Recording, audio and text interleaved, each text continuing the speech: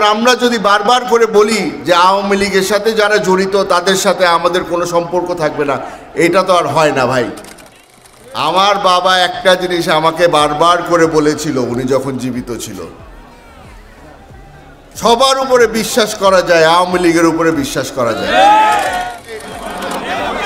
15 বছর পরে আমার বাড়িতে এতগুলো মানুষকে আমরা একসাথে প্রোগ্রাম করতে পারছি, ইফতার খাওয়াতে পারছি।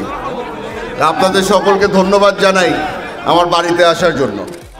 এতক্ষণ ধরে আমাদের সিনিয়র নেতৃবৃন্দ যারা আছে তাদের বক্তব্য শুনলাম, যারা যারা এখানে আপনাদের প্রতিনিধি তাদের বক্তব্য শুনলাম। সবার মুখে একটাই কথা বারবার করে শুনছি, যারা পুরানো মানুষ, যারা বিপদের সময় ছিল আমার পাশে, তাদেরকে নিয়ে যেন আমি রাজনীতি করি। আপনারা এখানে অনেকে আছেন, আমরা হিসাব করে দেখলাম প্রায় 2000 মানুষ। এখন 2000 মানুষের মধ্যে আমিও জানতে চাই যে আমার বিপদের সময় কয়জন ছিল। এই মঞ্চে যারা উপস্থিত আছে অনেকেই নিজেরা বিপদে ছিল, মাঠে থাকতে পারেনি। আপনাদেরকে আমি আজকে আশ্বস্ত করতে চাই, সামনের রাজনীতি আমরা সবাই মিলে করব। একা একা অনেক দিন হেঁটেছি। এই আমার পাশে মহসিন সাহেব আছে, আনসুর আছে, আর কে মাসুদ ভাই আছে, এনাদেরকে নিয়ে আমি অনেক দিন হেঁটেছি। বিপদের সময় এনারা ছিল আমার পাশে, এখনো আপদে বিপদে তারা থাকে। কিন্তু আমার যেটা করতে হবে, রাঙ্গুনিয়ার 4 লক্ষ মানুষ, 4 লক্ষ মানুষের মধ্যে 2,60,000 ভোটার, আমাদের সকলের পাশে দাঁড়াতে হবে। আমার চেষ্টা করতে হবে এই 2,60,000 ভোটের মধ্যে কমপক্ষে 2 লক্ষ ভোট যেন বিএনপির প্রতি দুর্বলতা হয়, বিএনপির প্রতি যেন ওই আমাদের মার্কায় যেন ভোটটা পড়ে। 16 বছর ধরে যে ধরনের অত্যাচার সহ্য করে এসেছি, খালি আমি না, আপনারা এখানে যারা এসেছেন, আমার মনে হয় না বেশিরভাগ মানুষ কোনো সময় এই 16 বছরের মধ্যে কারো বাড়িতে ইফতার করতে পেরেছেন। টেনশন মুক্ত কারো বাড়িতে আপনারা দাওয়াত খেতে পারেননি।